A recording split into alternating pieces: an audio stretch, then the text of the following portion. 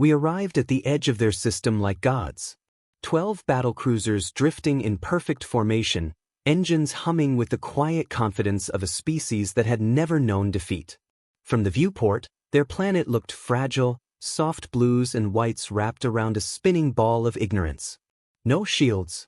No orbital defenses. No sign they even knew we existed. Commander Varek stood at the center of the bridge, his silhouette framed by the stars.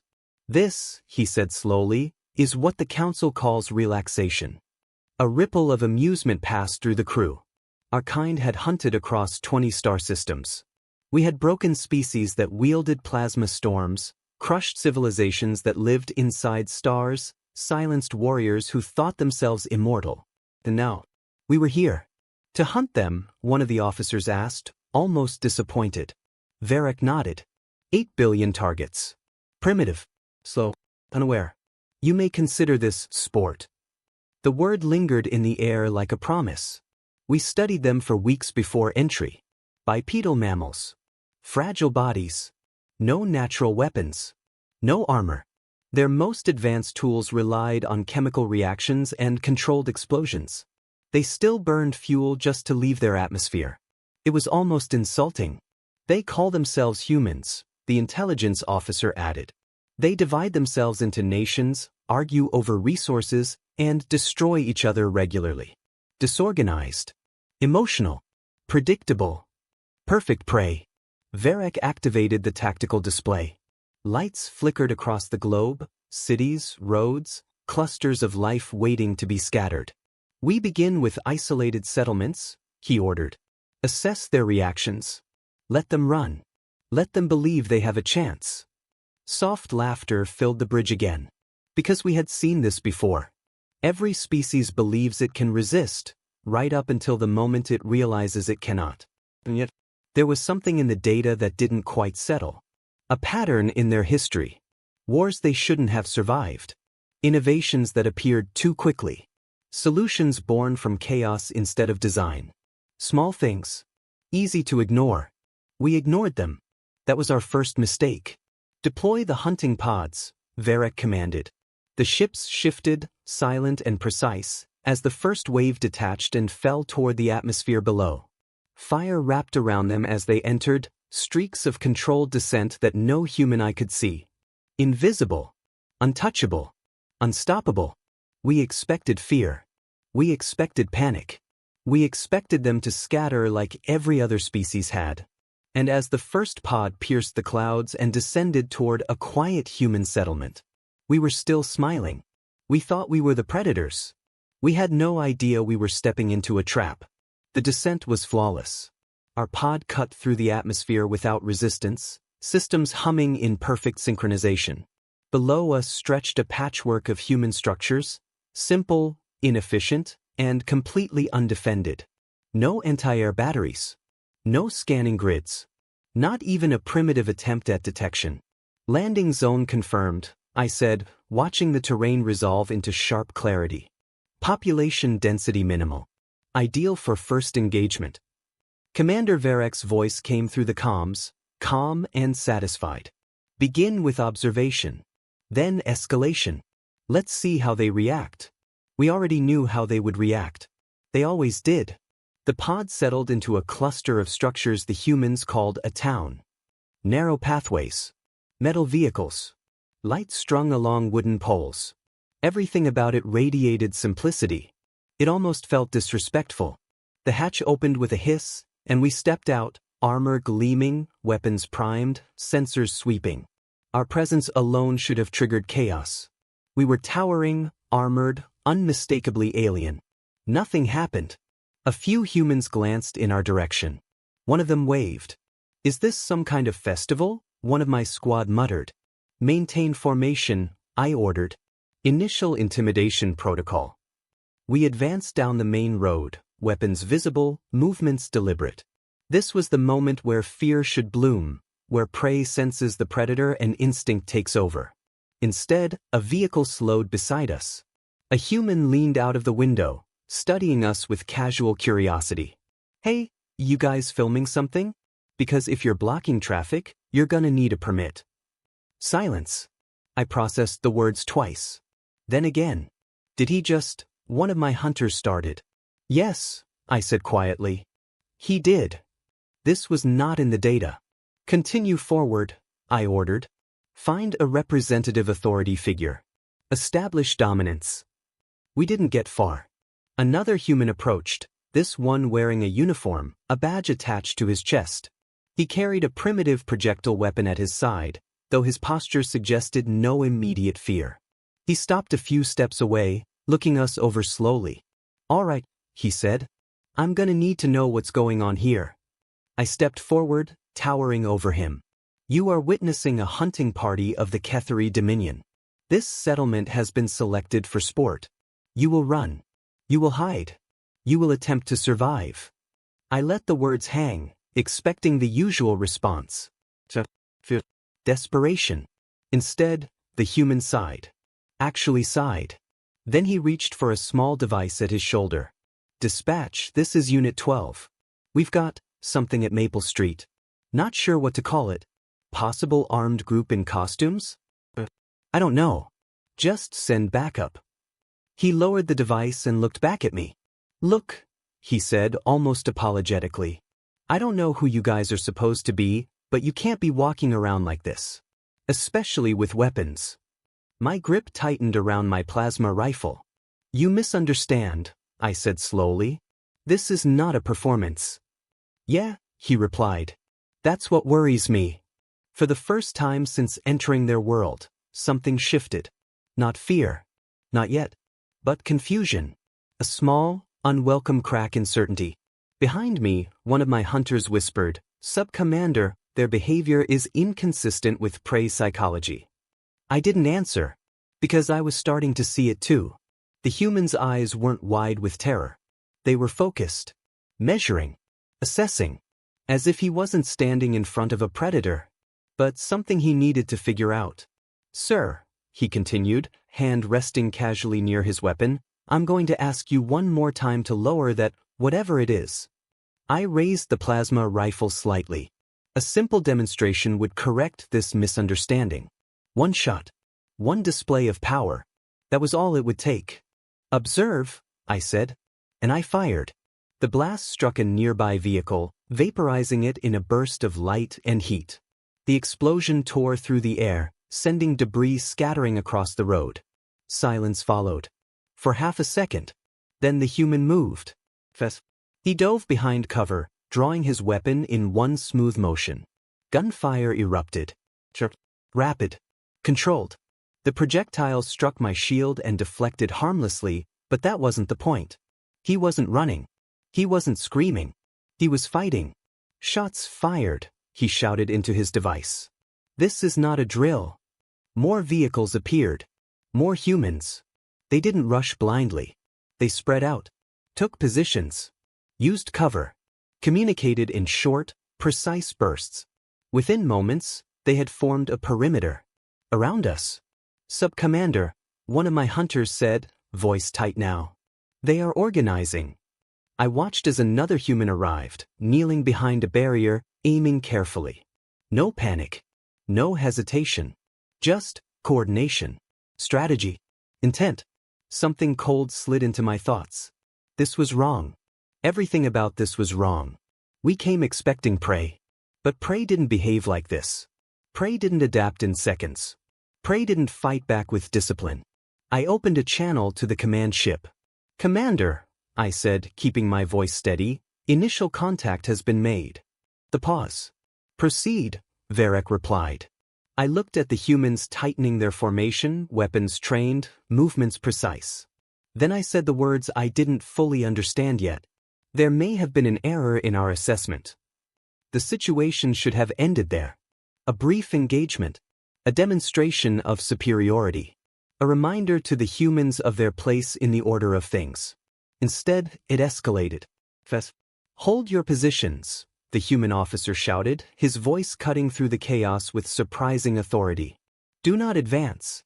Keep distance and maintain cover. They weren't charging. They weren't panicking. They were containing us. More vehicles arrived, forming barriers at both ends of the road. Humans moved with purpose, some evacuating civilians, others taking defensive positions. Their communication was constant, efficient, and disturbingly calm. Perimeter set. East side covered. Eyes on targets, do not engage unless fired upon. They were coordinating like trained soldiers. No, better than that. They were adapting in real time. Sub-commander, one of my hunters said, voice tightening, their behavior matches organized military response patterns. That's not possible, another replied. We're in a civilian zone. I didn't answer, because I was watching it happen. The human officer, the one who had first confronted us, reached into his gear and pulled out a small cylindrical object. Flash or frag? Another human asked. Neither, he replied calmly. Let's see how advanced they really are. He tossed it. The device landed between us with a dull metallic clink. For a fraction of a second, nothing happened. Then the world... A pulse ripped through the air, silent, invisible, devastating. Every system in my armor flickered. My vision glitched. Targeting displays collapsed into static. My weapon's charge indicator dropped to 0. What? One of my hunters started. Then his voice cut out. Comms gone. Shields unstable. Diagnostics screaming. An electromagnetic pulse. A primitive electromagnetic pulse. That shouldn't work, someone said, panic creeping in. It shouldn't even reach us. But it had. And worse. It had worked. Now, the human officer shouted. Gunfire erupted again, this time different. Not aimed at us directly. At the ground. At nearby objects. At angles. Debris exploded around us.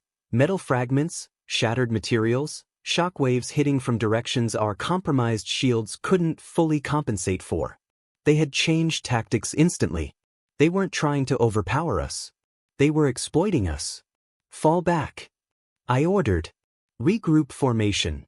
A vehicle slammed into one of my hunters from the side, knocking him off balance. Before he could recover, 2 humans rushed forward, dragging some kind of device between them. They activated it. A deep, vibrating hum filled the air. It wasn't loud. It was invasive.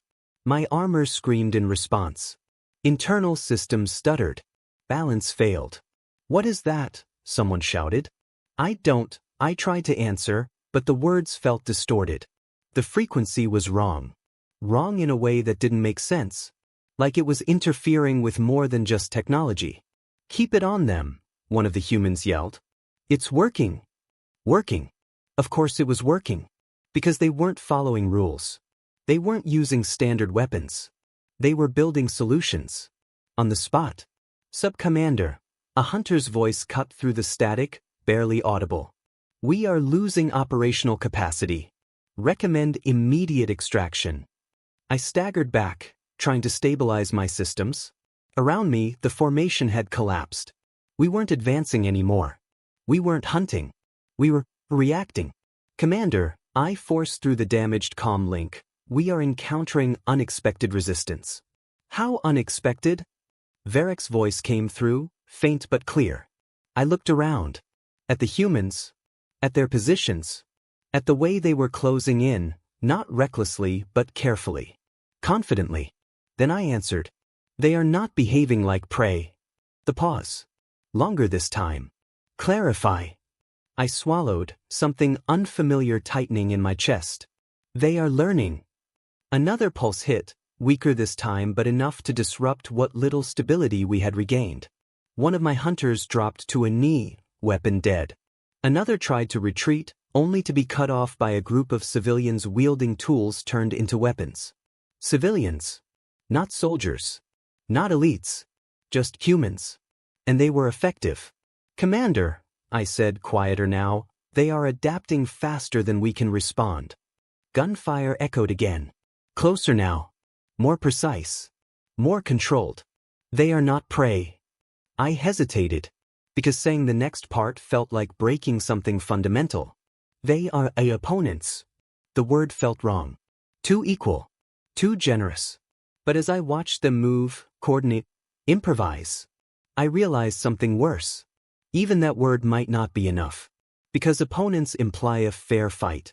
And this This was starting to feel like something else entirely. Everything changed after that.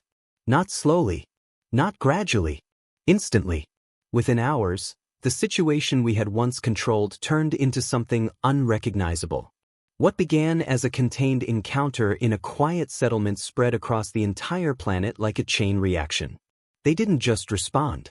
They mobilized. Sub-Commander, we are detecting coordinated activity across multiple regions, one of our remaining operators reported, voice strained. This is no longer localized. No, I said quietly, watching the data flood in. It isn't. Our sensors, what little still functioned, picked up aircraft filling the skies. Ground forces moving in structured formations. Communications spiking at levels we had only ever seen during full-scale interstellar war. But this wasn't panic. It was organization. Commander, I transmitted, they've escalated to full military response. Varek's voice returned, sharper now. Already? That's impossible. Their infrastructure shouldn't support. They're not following expected timelines, I interrupted. They're accelerating. There was a silence on the other end, because we both understood what that meant. They weren't reacting. They were optimizing. Within 6 hours, we lost 3 more hunting squads. Not destroyed. Neutralized. Captured. Contained. Each report came in with the same pattern.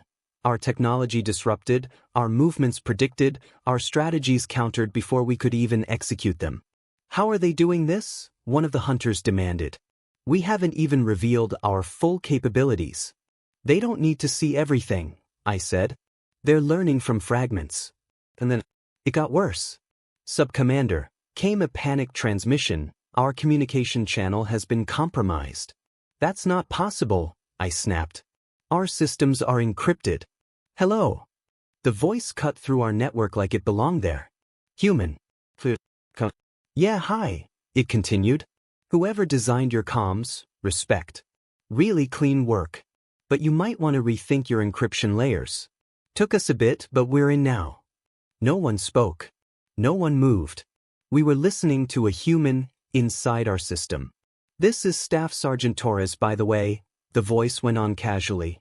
Just wanted to let you know, we can hear everything now. So, maybe don't share anything too sensitive, yeah? The channel went silent. But the damage was already done. They've breached us, one of my hunters whispered. Not just physically. Not just tactically. Completely. Commander, I said slowly, they are inside our communication network. Varek didn't respond immediately. When he did, the confidence was gone. Contain the damage, he said. We couldn't. Because they weren't just listening. They were using it. Minutes later, our own tactical signals began echoing back at us. Altered, delayed, distorted. Orders overlapped. Coordinates conflicted. Units moved based on instructions we hadn't given. They were turning our system against us. Fall back to secondary positions. I ordered. But half the squad had already received something different. Confusion spread. And confusion was something we had never trained for.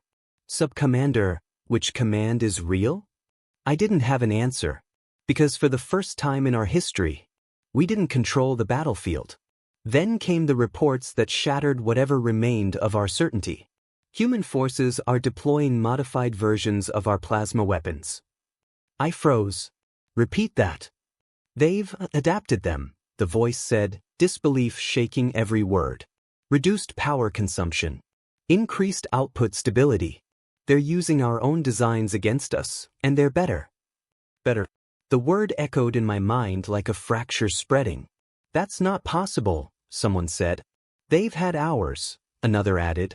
We've had centuries to refine that technology. And yet, I whispered, another transmission came through. Sub-Commander, civilians are participating in engagement. That shouldn't have mattered. Civilians were irrelevant. Non-combatants. But the details that followed changed everything. They're building weapons, the voice continued. Improvised devices. Sonic disruptors. Electromagnetic tools. None of it standard. None of it predictable. I closed my eyes for a moment, trying to understand.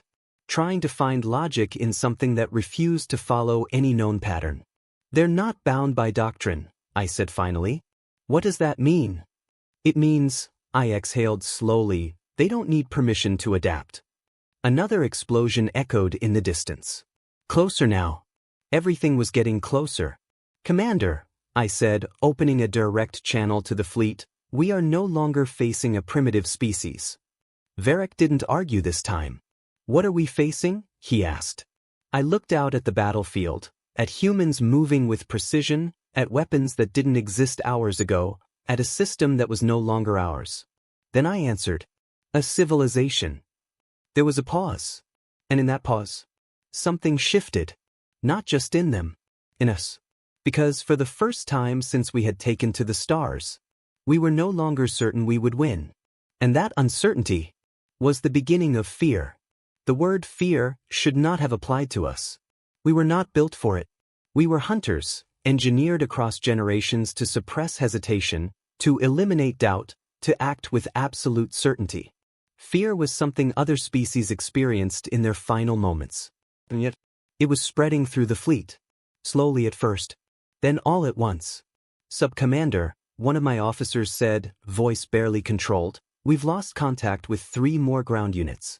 No distress signals. Just silence. Silence was worse than panic.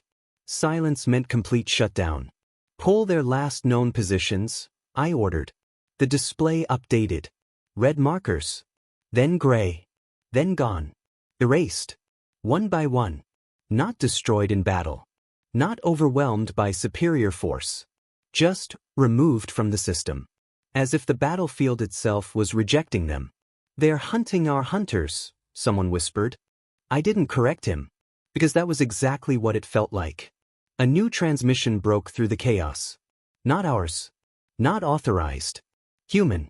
Hey, the voice said casually, like this was a normal conversation, just a quick update. We've managed to isolate your ground signal relays.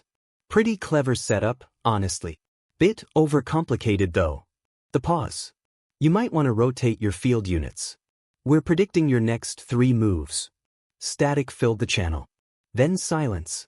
They're predicting us? A hunter said, voice cracking. How is that even? Because we are consistent, I said quietly. That realization hit harder than any weapon. We weren't adaptable. We weren't flexible. We were efficient, but predictable. And they had already learned the pattern. Above the planet, the fleet was no longer calm. Movements were delayed.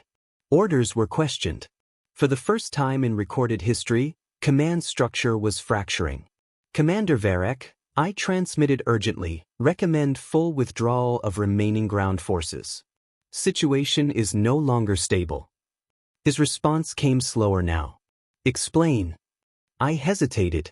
Because the truth was unacceptable. They are not just resisting, I said. They are evolving faster than we can classify them. The pause. Then, impossible. I looked at the battlefield again. Another explosion. Another signal lost. Another human countermeasure activated before we even understood the threat. Sir, I said, lowering my voice, we are no longer the dominant intelligence in this engagement. That line changed everything. Because dominance was not just strategy. It was identity. And when that identity broke, so did everything built on it. On the ground, the remaining hunters were retreating now. Not in formation. Not with discipline. But individually. Scattered. Confused. And being intercepted at every turn. They're hurting us, one of them shouted over a collapsing channel. They're not just fighting, they're controlling movement. A human voice followed immediately after. Close. Correct. Just one word. Then silence again. The psychological impact was immediate. Our warriors, those who had conquered entire systems, were hesitating. Stopping. Reassessing. Something we had never trained for. Sub-Commander, a voice broke through, shaken. They're inside our operational map.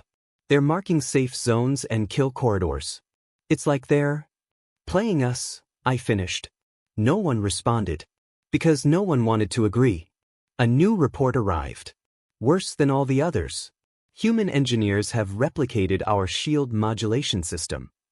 That shouldn't have been possible. They've improved it, the report continued. Our own field frequencies are now ineffective against their modified versions. I felt something cold settle in my chest. They are not copying us, I said slowly. They are iterating us. Another transmission cut in. Different human voice this time. A woman. Professional. This is Colonel Reeves. All alien ground units are now contained within designated sectors. You are advised to stand down. Further resistance will only reduce your survival probability. Stand down. Survival probability. They were speaking to us like we were already defeated. And the worst part, they weren't wrong. I opened a channel to Varek directly. Commander, I said, voice steady now only because it had to be, we have lost initiative. There was a long silence. Then, how? I looked at the falling data streams. At the collapsing formations. At the humans coordinating across a planet like a single organism. And I answered honestly. Because they do not defend like prey. The pause. They defend like something that expects to win. And for the first time since we entered their system, no one argued. The order came too late. Full extraction, Commander Varek finally commanded. His voice was no longer confident. It was controlled, carefully controlled, like something trying not to break. All remaining ground units, return to extraction points immediately. Fleet will provide cover. But by then, there were barely any units left to extract. On the ground, the situation had already shifted beyond recovery. Sub-Commander, one of the last operational hunters reported, breath uneven, we're pinned. They've blocked all exit vectors. Every corridor is covered. Break through, I ordered automatically. The pause. Then a bitter reply. We tried. Static followed. Then silence. Another unit lost. Above the planet, the fleet attempted to reposition. Energy signatures flickered across orbit as ships adjusted formations, trying to regain control of a battlefield that no longer responded to them. But every adjustment was anticipated. Every move countered. It was like fighting an opponent who had already read the outcome before the match began. Sir, Navigation Officer, the call said quietly, their orbital tracking is improving. They're predicting our repositioning windows. That's not prediction, I said. That's pattern extraction. They're learning our fleet behavior? No, I corrected, staring at the data, they're learning us. And that was the difference. On the surface, the remaining hunters regrouped in what had once been a municipal building. Now it was a makeshift stronghold, doors barricaded, energy shields flickering, comms unstable. Sub-Commander, one of them whispered, we are reduced to 12 units. 12. From 300. In hours. The silence followed that number. Even saying it felt unreal. Outside, movement continued. Human movement. Coordinated. Precise. Relentless. They're closing in, another hunter said. I watched the external feed. Humans were not rushing. Not charging. They were advancing in controlled phases, establishing overlapping fields, cutting off escape routes one layer at a time. Like a net tightening. Not panic. Not aggression. Execution. Then the broadcast came again. Human. Direct. This is Colonel Reeves, the voice said. You are surrounded. Your technology has been neutralized in this sector. Further resistance is unnecessary. The pause. Then almost softer. We are not here to exterminate you. That sentence landed strangely. Because everything we had been prepared for assumed annihilation on contact. That's a psychological tactic, one of my hunters said quickly. Do not respond. But no one had responded. We were listening. Still listening. The voice continued. You are dealing with a species that adapts under pressure. You've now seen that firsthand. Continuing engagement will only result in further losses. I closed my eyes for a moment. Not because I was tired. Because I was processing something unfamiliar. Losses. They were counting us like we counted them. Commander, I transmitted to Varek again. We require immediate orbital suppression. Ground assets are compromised. His response was delayed. long enough that I already knew what was coming. We cannot proceed with orbital strikes. That stopped me. Explain. The pause. Then quieter. They've placed civilian infrastructure between key engagement zones. I looked at the display. He was right. They had. Not as shields. Not as sacrifices. But as constraints. Boundaries.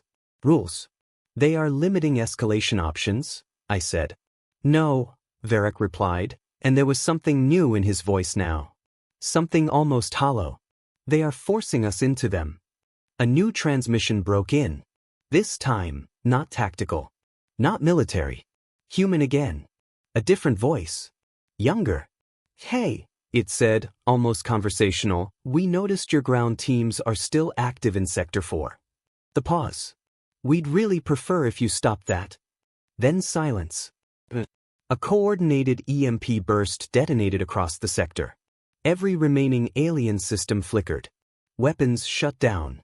Shields collapsed. Mobility systems failed. For a brief moment, we were blind. And in that moment of blindness, we heard footsteps. Approaching. Controlled. Unhurried. Not the rush of prey escaping predators. The approach of something that already knew the outcome. One of my hunters turned toward me. We should retreat, he said. Not request. Not suggestion. Statement. Simple. Final. I looked at him. At what remained of my unit. At the fractured systems around us. At a battlefield that no longer behaved like one. And I understood something that should have been impossible to accept. We were not being overpowered. We were being outpaced. Commander, I transmitted one final time, ground forces are no longer viable. There was a long silence. Then Varric spoke. Withdraw. And for the first time in our recorded history, a hunting fleet retreated from prey. The retreat was not clean. Nothing about it was clean. Extraction protocols, designed for precision under pressure, collapsed into fragmented chaos as surviving units scrambled toward designated retrieval points. The battlefield, once structured and predictable, had become something else entirely. Something fluid. Something alive. Maintain formation. I ordered. But formation no longer meant anything. One by one, signals dropped off.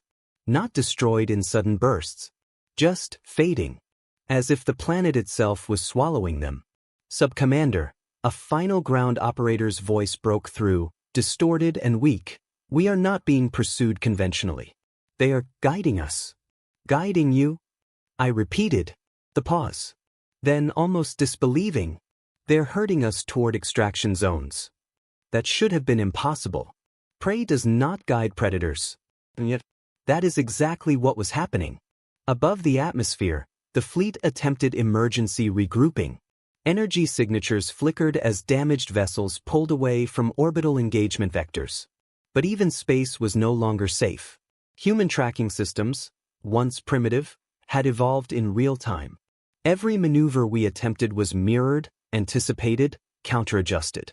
Sir, navigation officer, the call said, voice tight, they are predicting our jump coordinates. That's not prediction, I said again, but quieter this time. That's behavioral modeling. How long have they had access to our movement patterns? They didn't have them, I admitted. They derived them. A silence followed. Because that distinction mattered. More than it should have. On the surface, the last remaining hunters reached the extraction perimeter. Or what should have been an extraction perimeter. Instead, it was a controlled zone. Open. Exposed. Surrounded. They've funneled us here, one of them said, realizing too late. And then the human voice returned. Close. You're in the right place, Colonel Reeves said through the open channel. The pause. We're not going to stop you from leaving. That statement hit harder than any weapon discharge. Because it wasn't resistance. It was permission. Confusion rippled through the remaining hunters. Why would they allow extraction? One whispered. I understood the answer before I said it. Because they've already achieved their objective. Outside the perimeter, human forces stood in disciplined formation. Not attacking. Not advancing. Just present. Watching. Controlling distance without aggression. And above all of it, silence. No chaos. No panic. No desperation. Control. Then came the final confirmation. A damaged transmission from one of our recon units, drifting in from low orbit. Commander, the voice said, barely coherent, civilian population engagement is complete. Human forces have consolidated technological gains. Our systems are now fully understood. Fully understood. Not just countered. Not just neutralized. Understood. That word carried something heavier than defeat. It carried permanence. Status of remaining ground units? Varric asked, though I could hear what he already knew. I checked the feed. Only a handful remained. Scattered. Contained. Non-operational. Effectively eliminated as a fighting force, I said. No celebration followed. No relief. Just quiet acknowledgement. Then Varric spoke again. What are they doing now? I focused on the surface feed. Humans were moving among the battlefield. Not executing. Not pursuing. Collecting. Recovering damaged equipment. Examining it. Cataloging it. As if the entire invasion had become a research field. They are studying us, I said. Another pause. And improving. That was the part one could not stop thinking about. Improving. We had come here believing in superiority. In inevitability. In dominance as a fixed law of the universe. But what we were witnessing was something else. Dominance that could be learned. Adapted. Rewritten. A final human transmission opened on all remaining channels. Not tactical. Not military. Personal. This is Colonel Reeves, the voice said again. All hostile units are accounted for. You are free to leave. The pause. Then carefully. We hope you understand what happened here. No threats. No demands. Only implication. I looked at the remaining fleet signatures. At the broken ground teams. At the planet below, quiet now, organized, stable. And I realized something that felt like falling. We had entered their world as hunters. But we were leaving as evidence. Proof of what they had become under pressure. Commander Varric, I transmitted softly, extraction complete. A long silence. Return course. The fleet turned away from Earth. Not in triumph. Not in victory. But in something far more unsettling. Awareness. Because every hunter in that fleet now understood the same truth. The hunt had not ended with prey escaping. It had ended with prey learning how to hunt back. Earth disappeared behind the curvature of space as the fleet entered retreat trajectory. No celebration followed. No victory protocols activated. No post-engagement analysis began in the usual way. There was only silence. A heavy, shared silence that stretched across every surviving ship. Report status. Commander Varric finally ordered. One by one, the responses came in. Weapons systems degraded. Communication arrays compromised. Ground forces unrecoverable. The words were delivered like data. But they didn't feel like data. They felt like something else had been taken from us. Something harder to name. I stood at the bridge viewport, watching the stars shift as we accelerated away. Earth was already shrinking into a pale blue point behind us. It looked unchanged. That was the most disturbing part. Nothing about it looked like the origin of what had just happened. How many did we lose? Varric asked. There was a pause before the tactical officer answered. 287 confirmed units. Another silence followed. Not shock. Not denial. Calculation. Because even that number didn't fit what we had expected from a sport hunt. We were not supposed to lose at all. Sub-Commander, Varric said after a moment, your assessment. I hesitated. Because assessments were supposed to be clean. Objective. Detached. But nothing about this had been clean. They did not resist us, I said finally. No one spoke. They studied us, I continued. They absorbed our methods. They adapted faster than our systems could compensate. And then they used our own technological framework to dismantle our operational advantage. The pause. Then I added the part no one wanted to hear. We were not outnumbered. We were outlearned. That word changed the temperature of the room. Outlearned. It implied time had been on their side all along. Impossible, someone muttered. Their technological baseline was primitive. It was, I said, before contact. The silence that followed was different now. Heavier, less defensive, more uncertain, because the implication was becoming unavoidable. Contact had not been an invasion. It had been an exchange, one they had accelerated beyond our control. Commander, I continued, they integrated our communication protocols within hours. They reverse-engineered our weapon systems within the same cycle. They developed countermeasures for our shields using civilian infrastructure. I paused, then finished it. They turned their entire civilization into a response system. Varric did not respond immediately. When he did, his voice was lower. And if they choose to pursue us? No one answered quickly, because the question didn't feel hypothetical anymore. It felt like a forecast. I turned back to the viewport. Earth was gone now. Only distance remained. And memory. They won't pursue, I said. A few officers looked at me. That certainty surprised them. Why not? Someone asked. I took a moment before answering. Because this part mattered. More than the battle. More than the losses. Because they were not defending their planet, I said quietly. They were defining their threshold. No one understood immediately. So I continued. They wanted to know what would happen when something like us arrived. How they would respond. How fast they could adapt. Whether they could survive contact with a superior force. The pause. Then the conclusion formed naturally. They already have their answer. Silence. Commander Varric finally spoke. And what is it? I looked at the fading starfield. At the direction we were now moving away from. And I answered honestly. That they are not prey. Another pause. Longer this time. Then what are they? I didn't respond immediately. Because the truth required a different vocabulary. One we didn't yet have. When I finally spoke, my voice was quieter than before. I don't think we have a classification for them yet. The fleet continued drifting into the dark. And behind us, somewhere beyond reach and understanding, a new kind of species was already reviewing the encounter. Not in fear. Not in celebration. But in analysis. Learning. Improving. Waiting. And for the first time in our history, the galaxy no longer felt large enough for assumptions. The return to Keth Mori space should have felt like relief. It didn't. Every corridor of every ship carried the same silence now. Not the silence of peace, but the silence of recalculation. Conversations were shorter. Orders were slower. No one trusted certainty the way they used to. Earth had changed something in us. And none of us could identify exactly what. Debrief chambers filled one by one. Senior commanders gathered, projected data streams hovering in mid-air, broken formations, failed systems, intercepted transmissions from the human side.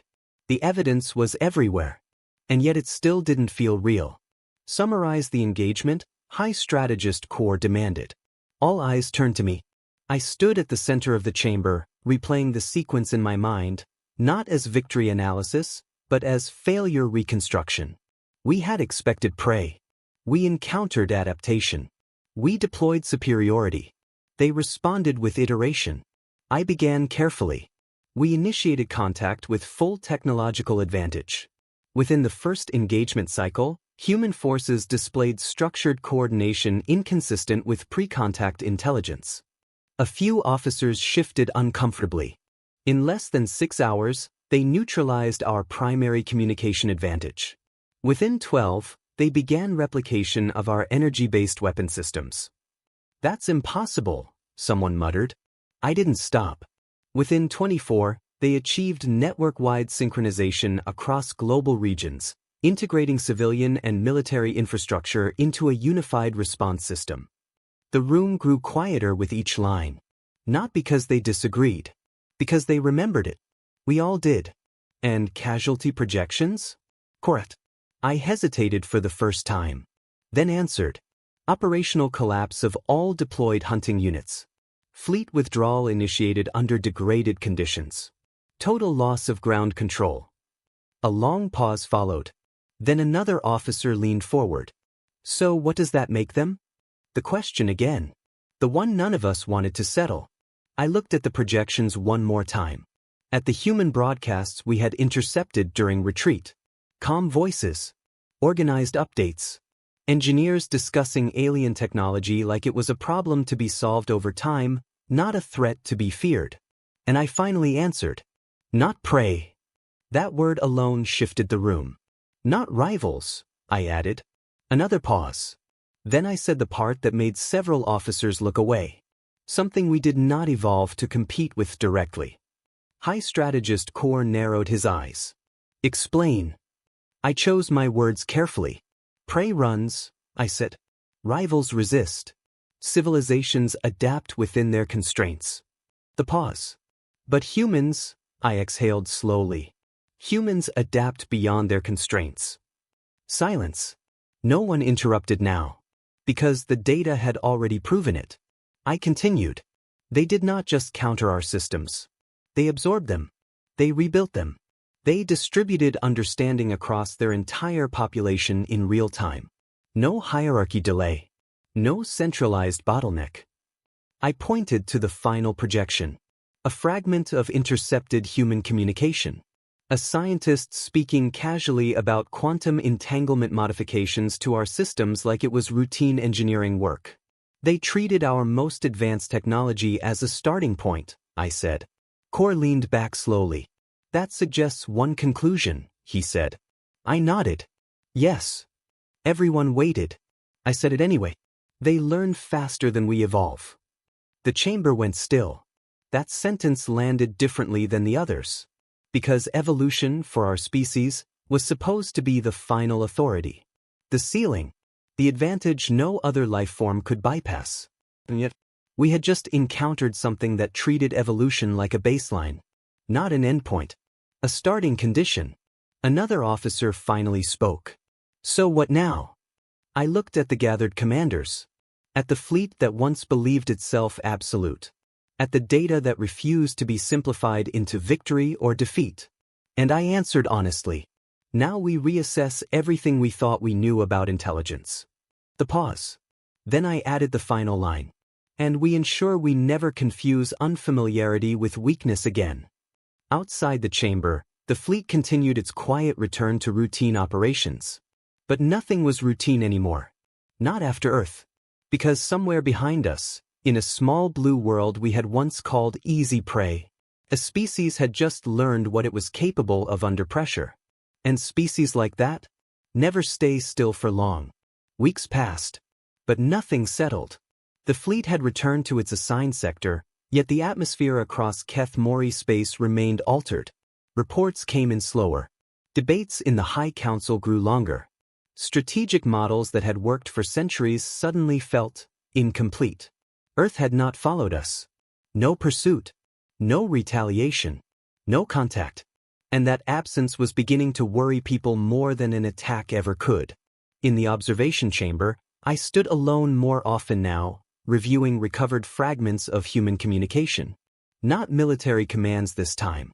Civilian exchanges. Research discussions. Engineers collaborating across continents like distance was irrelevant. They had returned to normal life. That was the part one couldn't reconcile. A species that had turned its entire civilization into a weaponized response system simply went back to living afterward. As if war was not a state of being, but a temporary condition. A subordinate officer entered behind me. Sub-Commander, he said, the Council requests a final assessment for classification revision. I didn't turn immediately. Revision? I asked. Yes. The term Level 1 threat is still under debate. Some argue for containment classification instead. Containment? The word felt wrong. Too controlled. Too confident. I finally turned. Containment implies predictability, I said. They are not predictable. He hesitated. Then what do we label them? I looked back at the display. A frozen frame from Earth. Humans standing beside alien technology, studying it not with fear, but with curiosity. Not worship. Not panic. Just problem solving. And I realized something that had been forming slowly since the retreat. We had misread the entire encounter. Not because we lacked data, but because we lacked the framework to interpret what we were seeing. They are not a stable category, I said quietly. The officer frowned. Every species is a category. I shook my head. Not them. The pause. Then I continued. They are a response mechanism disguised as a civilization. That line made him stop. I could see he didn't fully understand it yet. But he would. Eventually. Because it wasn't metaphor. It was observation. I walked past him toward the projection wall and activated the final recovered dataset. Human technological output post-contact. It was accelerating. Not linearly. Exponentially. New hybrid systems integrating alien plasma principles with human engineering frameworks. Distributed research networks iterating solutions in real time. Civilian innovation pipelines producing functional counter-technologies faster than military procurement cycles could categorize them. And all of it shared. Instantly. Across their entire world. They don't centralize innovation, I said. They distribute it. The officer stepped closer, watching the data shift. That level of coordination shouldn't be sustainable. It isn't, I replied. He looked at me sharply. What does that mean? I paused. Because this was the conclusion no one wanted to reach. It means, I said slowly, they are not optimized for stability. Silence.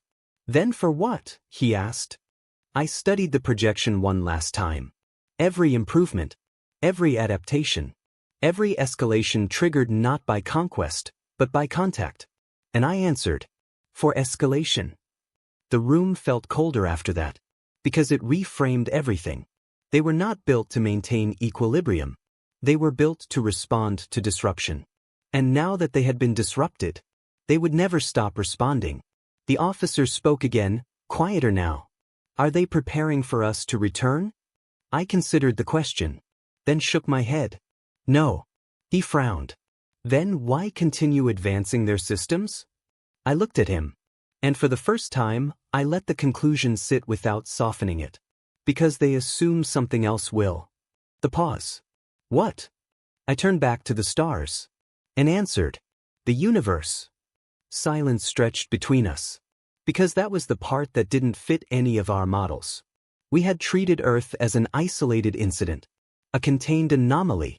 But nothing about their behavior suggested containment thinking. They were not preparing for a repeat encounter. They were preparing for inevitability. As if contact was not the exception, but the rule. I dismissed the officer and remained alone in the chamber as the fleet lights dimmed into the cycle shift. Earth remained archived in our records as a failed engagement. But I knew better now. It wasn't an engagement. It was a demonstration. And we had been the ones observed. As I looked out into the dark between stars, one final thought formed, quiet, unwelcome, impossible to ignore. We had entered their system believing we were the apex. We left with data that suggested otherwise. But the most disturbing conclusion wasn't that we lost. It was that we might have been the first ones to find them early, before they finished becoming what they were becoming. And if that was true, then Earth wasn't a warning. It was a beginning. Months later, the fleet still could not agree on what had happened. Not because the data was missing, but because it refused to resolve into a single interpretation. Every analysis ended in the same place: contradiction. Humanity was simultaneously primitive and advanced, chaotic and perfectly coordinated, fragile in structure, yet absurdly resilient in outcome. No known framework could hold all of those truths without breaking. So the Council did what councils always do when certainty fails. They delayed classification. But delay did not mean peace. It meant anticipation. And anticipation, in Keth Mori doctrine, always became pressure. I was summoned again. This time not to present findings, but to advise on future contact probability modeling. The chamber was different now. Fewer commanders. More analysts. More silence between spoken thoughts. High Strategist Corps began without ceremony. New data from long-range observation drones. A projection unfolded. Not as we left it, but as it had become. At first, nothing looked unusual. Cities. Oceans. Atmospheric patterns. The same fragile blue sphere. Then the overlays activated. And I understood why I had been called. Explain this, Core said. I studied the readings. Human technological signatures had not stabilized. They had diversified. Every region, every major population cluster, had developed independent but compatible technological branches. Not unified under a single system, but interoperable across all systems. It was as if the entire planet had agreed on one principle. Difference is strength. Distributed advancement architecture, I said quietly. A younger analyst frowned. That violates efficiency logic. Redundant development should slow progress. It would, I agreed. But it hasn't, Core said. No, I replied. It hasn't. The projection zoomed further. Human systems were now overlapping with recovered alien data streams, our own technology, reinterpreted through multiple independent design philosophies simultaneously. Not copied. Not replicated. Rebuilt. In parallel. At scale. They're not standardizing innovation, I said. The pause. They're competing internally to accelerate it. Silence. That sentence took longer to process than expected. Because internal competition had always been a limiting factor in our models. Conflict slowed civilizations. Divergence created inefficiency. And yet on Earth, it was acting as fuel. One analyst finally spoke. So their internal conflict drives technological acceleration? I shook my head slightly.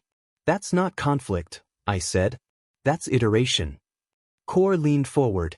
Then what happens when iteration stabilizes? I looked at the projection again.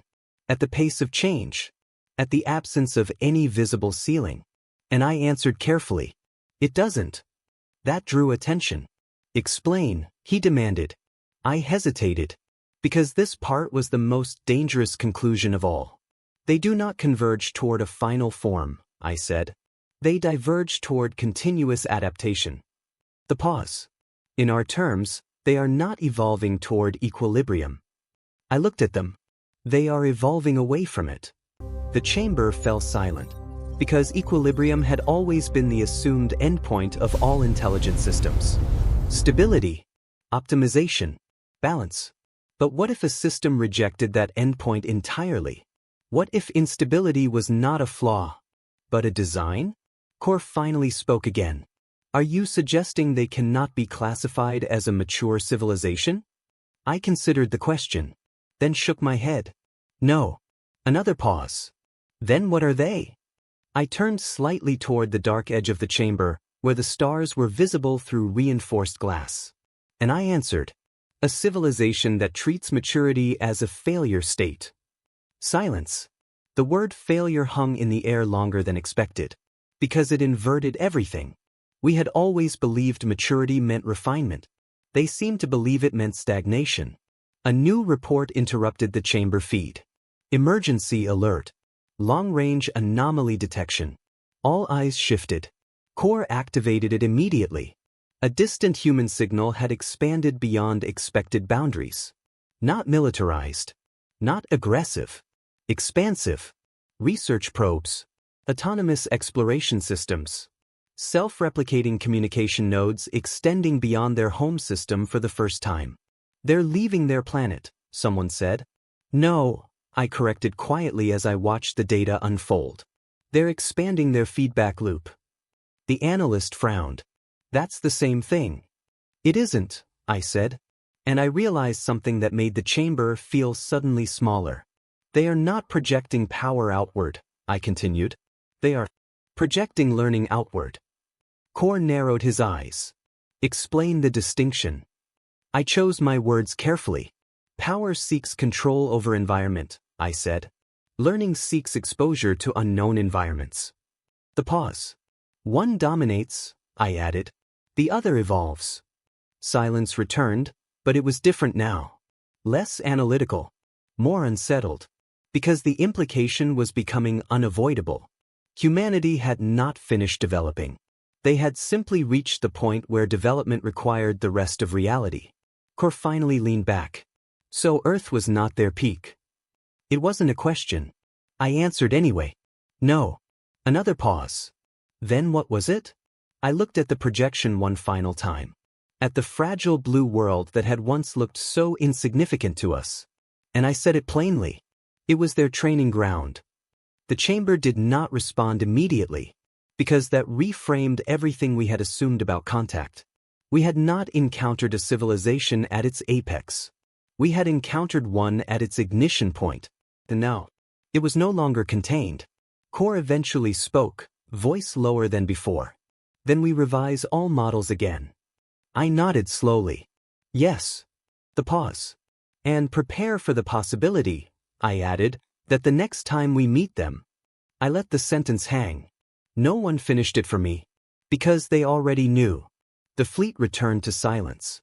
And somewhere far beyond our mapped space, humanity continued expanding its reach into the unknown, not as conquerors, but as learners who had finally discovered the scale of what could be learned, and had decided, without asking permission, to begin.